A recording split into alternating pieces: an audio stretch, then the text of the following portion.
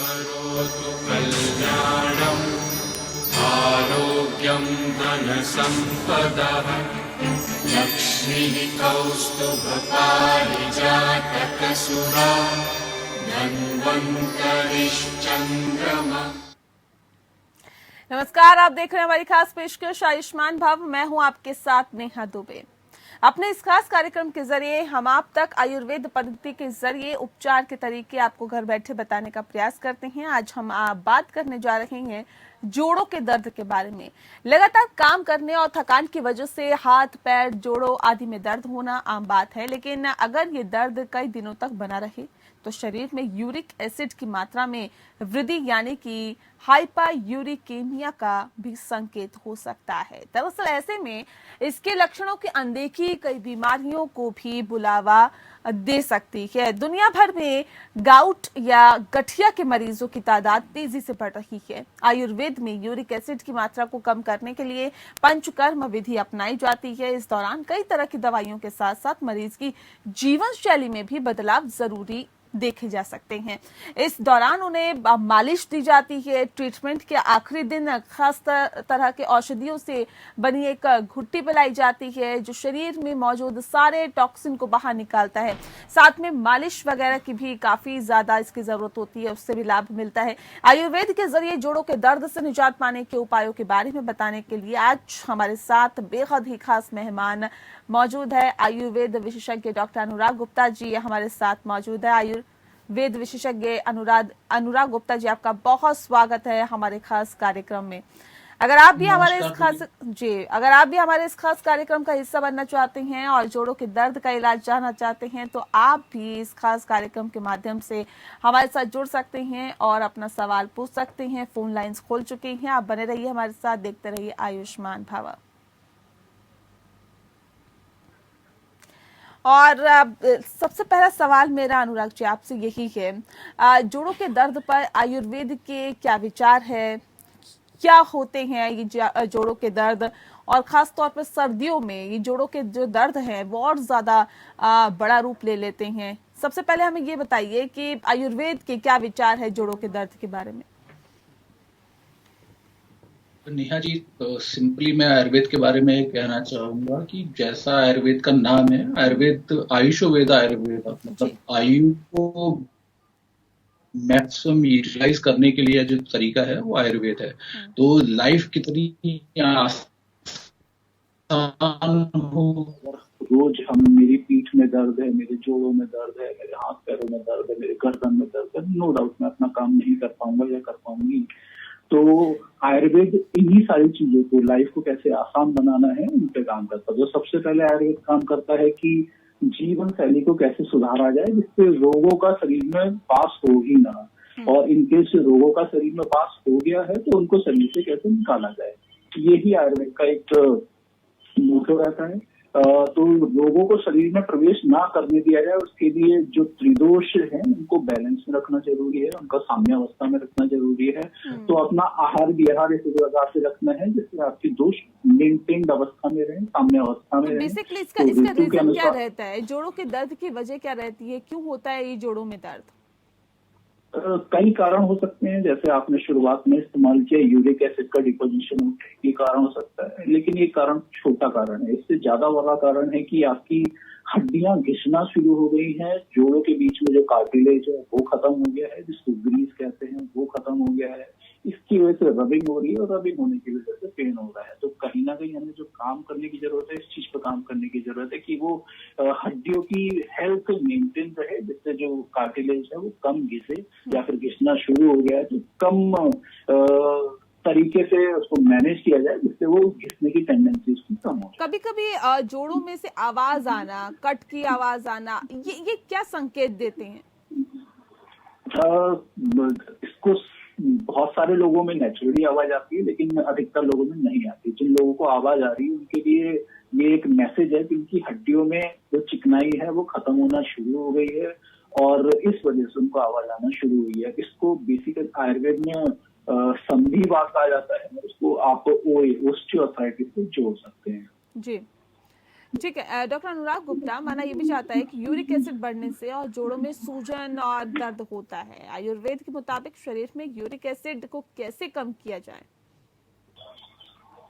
Uric acid by product है liver metabolism का। Liver में आपका प्रोटीन मेटाबोलाइज हो रहा है जाके, उसके बाद यूरिक एसिड बनना शुरू होता है। तो कहीं ना कहीं आपको अपने लिवर की हेल्थ को मेंटेन करने की जरूरत है, एक चीज। दूसरी चीज, यूरिक एसिड का प्रॉपर से शरीर में निबंधन करने की जरूरत है, इससे अगर वो बन भी रहा है तो प्रॉपरली शरीर से निकलता जाए। तो उसके लिए आपको अपने प्रोटीन डाइट कम करने की जरूरत है। अगर आप नॉन वेजिटेरियन है तो उसको थोड़ा सा कट शॉर्ट करिए। अगर आप वेजिटेरियन हैं तो जो फलियों वाली सब्जियां हैं, दालें हैं, उनको थोड़ा कम खाइए, जिसकी वजह से यूरिक एसिड का प्रोडक्शन रुकेगा और उसका डिपोजिशन जो है वो कम होगा।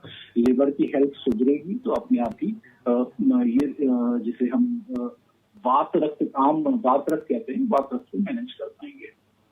जी डॉक्टर अनुराग गुप्ता, आयुर्वेद में आयुर्वेदिक अभ्यंग चिकित्सा क्या होती है, इसके बारे में बताइए। नेहा जी, जो आप पूछ रहे हैं ये एक पार्ट है पंचकर्म का। पंचकर्म में अभ्यंग, स्वेदन, वमन, विरेचन, वस्ति, मत्स्य और रक्त मोक्षण, ये प्रोसीजर्स आते हैं। और आयुर्वेद का अपना एक प्रिंसिपल है कि दोष अपने आप ही बढ़ते और घटते रहते हैं। जब दोष बढ़ रहे हैं तो ऋतु के अनुसार उन दोषों को उनके निकटतम मार्ग से बाहर निकालना है। इसके लिए पंचकर्म किया जाता है। पंचकर्म में जो अभ्यंग आया है, अभ्यंग रुमेटॉइड आर्थराइटिस और ओस्टियोआर्थराइटिस, मतलब गाउटी आर्थराइटिस में उतना फायदा नहीं करेगा जहां आप यूरिक एसिड की बात कर रहे हैं, लेकिन रुमेटॉइड आर्थराइटिस, आमवात और ओस्टियोआर्थराइटिस, संधिवात, इन दोनों में अच्छा फायदा करता है। किसी भी अभ्यंग में करते क्या है, किसी भी जॉइंट पे जहां मसल्स इन्वॉल्व हैं, जॉइंट इन्वॉल्व है, उन मसल्स को एक्सटर्नल एप्लीकेशन किया जाता है किसी भी आयुर्वेदिक मेडिकेटेड ऑयल का। उस एप्लीकेशन के बाद मसल्स और बोन डायलेट होती है। डायलेट होने की वजह से वहाँ वात का शमन होता है। वात आयुर्वेद में पेन का रिलेशन है, वात का शमन होता है तो पेन अपने आप का। सर, जोड़ों के दर्द में इसका इस्तेमाल कैसे होता है, कितना होता है और इसका कितना फायदा मिलता है?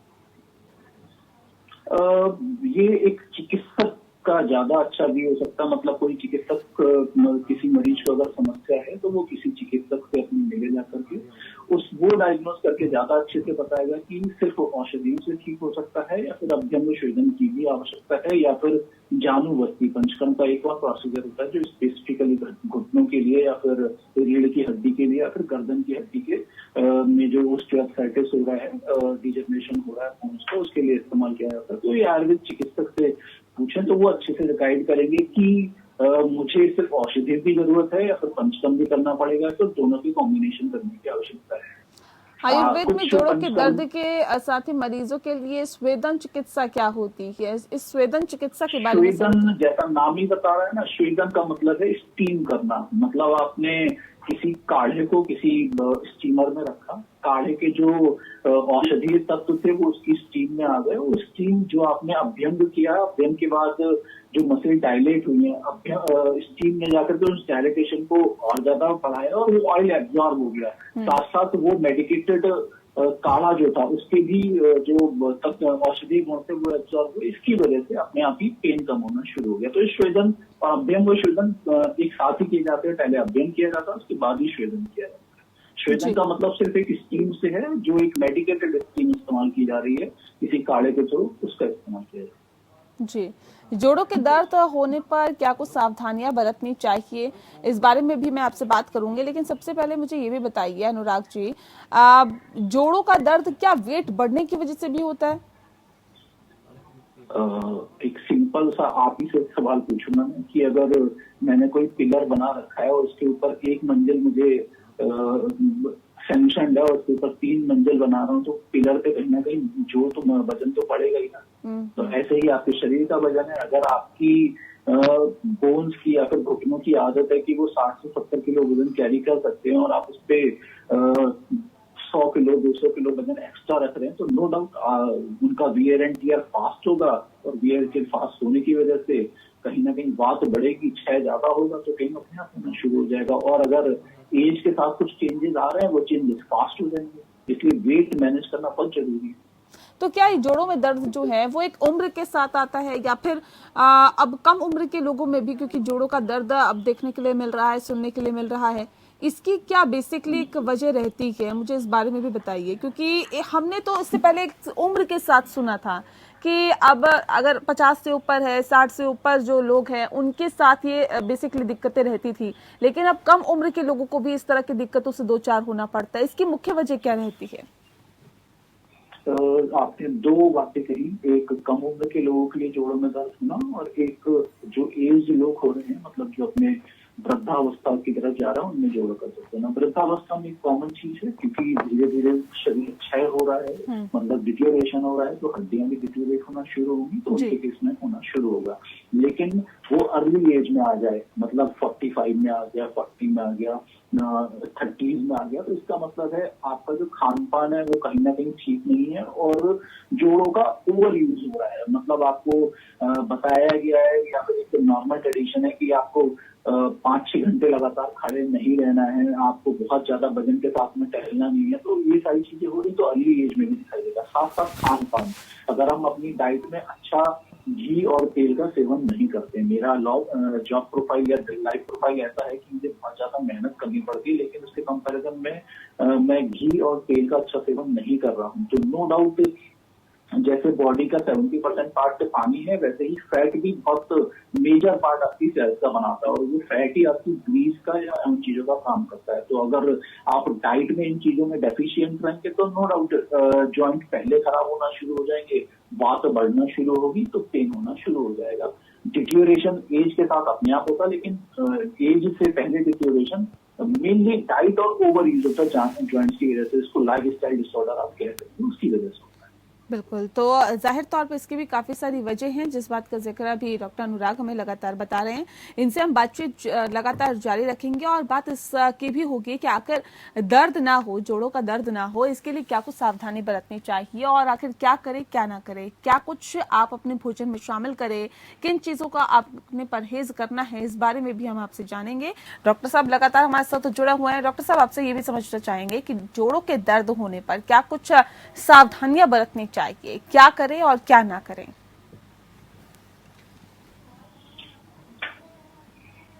सावधानियां बहुत कॉमन है, आपको अपनी लाइफ में जो फॉलो करती है। अगर आपको अर्ली एज डिटोरेशन से बचना है तो अपने खान पान का ख्याल रखिए। जंक फूड जितना कम खाएं उतना अच्छा है। दूध, दही या फिर फैट, अपरिमित भोजन, मतलब खाने पे समय खाएं, समय पे भोजन करें, इन चीजों का ख्याल रखें। कुछ बोन प्रमोटिंग चीजें, फॉर एग्जांपल जिसमें कैल्शियम ज्यादा हो, उन चीजों का सेवन करें। विटामिन डी, अगर आप एजिंग की कैटेगरी में जा रहे हैं, 40+ हो रहे हैं, तो अपना विटामिन डी और कैल्शियम के लेवल को रेगुलर चेक करें। उनकी कमियां हैं तो कुछ आयुर्वेदिक फॉर्मुलेशन आप कुछ और चीजें, अगर आपको एजिंग हो गई है, मतलब पेन होना शुरू हो गया है, 50+ हो गए हैं, तो रेगुलर अपने जॉइंट के एक्सरसाइजेस करते हैं, जॉइंट को स्टेबल ना करें, मतलब उनको उनके कामों से रोके ना। अगर दर्द होना शुरू हुआ है तो जॉइंट का इस्तेमाल करना बंद कर दे, तो एक क्रिएट हो सकती है। अपने जॉइंट को रेगुलर इस्तेमाल करते रहें, माइक्रो एक्सरसाइजेस करते हैं, इसकी वजह से जॉइंट अपनी हेल्थ में मेंटेन रहेंगे। और यहाँ ज्यादा इम्पोर्टेंट ध्यान देने की बात यह है कि जॉइंट में दर्द हो रहा है तो इसकी वजह से आपकी मसल्स भी वीक हो रही हैं, तो मसल की हेल्थ को ध्यान रखना बहुत जरूरी है। और मसल की हेल्थ के लिए बहुत जरूरी है कि आप एक्सरसाइज रेगुलर करें। तो जॉइंट से रिलेटेड जितनी भी माइक्रो एक्सरसाइजेज हैं उनको फॉलो करते हैं तो मसल आपकी और स्ट्रॉन्ग बनी रहेंगी। जितने भी आप मालिश करने वाले तेल इस्तेमाल करते हैं, जैसे अभ्यंग आपने कहा, वो जो तेल है वो कहीं ना कहीं मसल्स को ही स्ट्रेंथन कर रहे हैं, क्योंकि जॉइंट के साथ साथ मसल को मिल करके वजन उठाना है। मसल स्ट्रांग होगी तो आपका जॉइंट का वजन उठाने की टेंडेंसी अपने आप ही बढ़ जाएगी। ये कुछ चीजें जिनको आपको रेगुलर फॉलो करना है। जी डॉक्टर अनुराग, जोड़ों के दर्द के मरीज को आयुर्वेद के तहत लेप भी लगाया जाता है, इसके बारे में आप थोड़ा सा बताइए कि वो कैसा लेप होता है, कौन सा लेप होता है, क्या कुछ चीजें उसके अंदर शामिल की जाती है जिससे कि जोड़ों के दर्द से लोगों को राहत मिलती है? एक बहुत फेमस क्लासिकल लेप है, दशांग लेप करके आता है, बाजार में इजीली मिल जाता है। दशांग लेप को आप गर्म पानी में मिक्स करके आप एक्सेस जॉइंट पे लगा सकते हैं। लेकिन इम्पोर्टेंट ये है कि कोई भी लेप या कुछ लगाना है तो पहले ये डायग्नोज होना जरूरी है कि कौन सा प्रकार का जॉइंट पेन है। वो आम बात है, वो संधि बात है, या फिर वो रक्त बात है, मतलब ओस्टियोआर्थराइटिस है, रुमेटॉइड आर्थराइटिस है, या फिर गाउटी आर्थराइटिस है। इसके अनुसार आपको लेप या तेल का प्रयोग करना है। अगर कभी कभी ऐसा भी होता है कि आप तो ले आए जाके घुटनों में दर्द हो रहा है और आपने कोई भी लेप ला के लगा दिया तो किसी ने बता दिया और पता लगा पेन बढ़ गया। तो ये जानकारी होना बहुत जरूरी है। मुझे कौन सी बीमारी हो रही है, मेरे जॉइंट किस कैटेगरी में फॉल कर रहे हैं, उसको डायग्नोज कराने के बाद ही, जैसे ओस्टियोआर्थराइटिस के केस में या फिर संधिवात के केस में आप इस्तेमाल कर सकते हैं पंचगुण तेल को लगा सकते हैं, आप दशांग लेप का इस्तेमाल कर सकते हैं। अब रुमेटॉइड आर्थराइटिस के केस में वहां पे आपको अंडी के तेल जैसी चीजें, कैस्टर ऑयल जैसी चीजें, या फिर रेत की सिकाई, ये ज्यादा फायदा करेगी। और गाउटी आर्थराइटिस के केस में क्योंकि वहां पे जॉइंट में किसी चीज का डिपोजिशन हो गया, जब तक वो निकल नहीं जाएगा तब तक पेन खत्म नहीं होगा। तो आपको जरूरत है वहां पे कि कुछ ऐसा इस्तेमाल करें जिससे लिवर की हेल्थ इंप्रूव हो, जिसकी वजह से जो यूरिक एसिड ज्यादा बन रहा है वो ठीक होना शुरू हो। साथ साथ कुछ ऐसी चीजें हैं जो डिपॉजिटेड यूरिक एसिड है वो निकल जाए। तो आहार और विहार दोनों का फॉलो करेंगे तब आपको अच्छे रिजल्ट दिखाई देंगे। ठीक है डॉक्टर अनुराग, अग्निकर्म की प्रक्रिया के बारे में भी थोड़ा बताइए कि ये क्या प्रक्रिया होती है, कैसी प्रक्रिया होती है, इसके बारे में थोड़ा बताएं हमारे दर्शकों को। अग्निकर्म पैरासर्जिकल प्रोसेस की कैटेगरी में आता है। आयुर्वेद में सर्जरी एक डेवलप्ड ब्रांच है, उसमें कई प्रकार की सर्जरीज जो आयुर्वेद के विशेषज्ञ चिकित्सक होते हैं उनके पास MS सर्जरी की डिग्री होती है, वो लोग इसको करते हैं। अग्निकर्म, रक्त मोक्षण या फिर कुछ और ऐसे कर्म वो पैरासर्जिकल प्रोसीजर में आते हैं, जिसमें अफेक्टेड जॉइंट पर एक या फिर अफेक्टेड एरिया में किसी लोहे की सलाखा के द्वारा या फिर किसी अन्य मेटल की सलाखा के द्वारा उस पर्टिकुलर पॉइंट को स्टिमुलेट करते हैं। स्टिमुलेट करने की वजह से वो नर्व एक्टिवेट होती है, इसकी वजह से पेन का सेंसेशन थोड़ा कम होता है और एक इफेक्टिव प्रोसीजर है। लेकिन किसी क्वालिफाइड आयुर्वेद चिकित्सक की देखरेख में ही इस चीज को करें, अपने आप ना करें तो आपको अनटूवर्ड रिजल्ट मिलेंगे, बेनिफिशियल रिजल्ट मिलेंगे। जी ठीक है डॉक्टर अनुराग, दर्द में आयुर्वेदिक दवाइयाँ कितनी लाभदायक होती है और क्या एलोपैथी की दवाइयाँ को छोड़कर आयुर्वेदिक दवाइयाँ लेना सही होगा? क्योंकि अगर किसी का कोर्स चल रहा है एलोपैथिक दवाइयों का, उसको बीच में ब्रेक करके क्या आयुर्वेदिक दवाइयों को शुरू किया जा सकता है? क्योंकि कहा ही जाता है कि जोड़ों के दर्द या इस तरह की कोई भी समस्या होती है उसमें आयुर्वेद की दवाइयाँ ज्यादा इफेक्टिव होती है। इस बारे में आपका क्या कहना है? ये एक पर्टिकुलर मरीज की खुद की चॉइस है, वो कौन सी दवाइयां लेना चाहता है। वो आयुर्वेद लेना चाहता है तो आयुर्वेद ले सकता है, वो एलोपैथिक दवाइयां इस्तेमाल करना चाहता है तो वो कर सकते हैं। अब कोई चाहता है कि मैं दोनों ही दवाइयां लूं जिससे मेरा पेन तो जल्दी ठीक हो जाए लेकिन जॉइंट की हेल्थ मेंटेन है, तो दोनों ही चीजें इस्तेमाल की जा सकती है। ऐसा कोई भी रूल नहीं है, थंब रूल नहीं है कि जिसके थ्रू ये कहा जा सके कि अगर आपने एलोपैथिक दवाई ली तो साथ में आयुर्वेद दवाई नहीं खानी है और आयुर्वेद दवाई ली तो एलोपैथिक दवाई नहीं खानी है। तो दोनों ही चीजें साथ साथ की जा सकती है, एक चीज। दूसरी चीज, अगर किसी भी प्रकार का दर्द हो रहा है और दर्द अनबियरेबल है, उसके लिए भी आयुर्वेद में बहुत सारे वात शामक औषधियां आती है। वो पेन किलर वो ऑयल भी हो सकते हैं जिनको आप लगा करके इस्तेमाल कर सकते हैं, जिनसे आपका वात का शमन होगा तो दर्द अपने आप खत्म हो जाएगा। या फिर कुछ ऐसी चीजें हैं जो बोन की हेल्थ को इम्प्रूव करके वात को कम करती है तो पेन कम करती है। लेकिन ये पर्सन टू पर्सन चीजें वेरी करती हैं। कोई हीन तत्व का है, मतलब पेन बर्दाश्त नहीं कर पाता तो उसे नो डाउट किसी एलोपैथिक पेन किलर की जरूरत पड़ सकती है। लेकिन ऐसा नहीं कि एक बार पेन किलर लेने के बाद उसको आयुर्वेद दवाइयों की जरूरत नहीं पड़ेगी, क्योंकि ये डिटीरियोरेशन का प्रोसेस है। आपकी हड्डियां कहीं ना कहीं घुलना शुरू हो गई, खराब होना शुरू हो गई, तो आयुर्वेदिक दवाइयां आपको फ्यूचर में नो डाउट हेल्प करेंगी। बोन की हेल्थ को भी मेंटेन करेंगे और घुटनों के केस में कहें या फिर सर्वाइकल स्पॉन्डिलाइटिस के केस में कहें या फिर सर्वाइकल पेन के बारे में कहें, उसके केस में और भी अच्छी रिजल्ट देती है कि बोन को डिटीरियोरेट होने से बचाती है।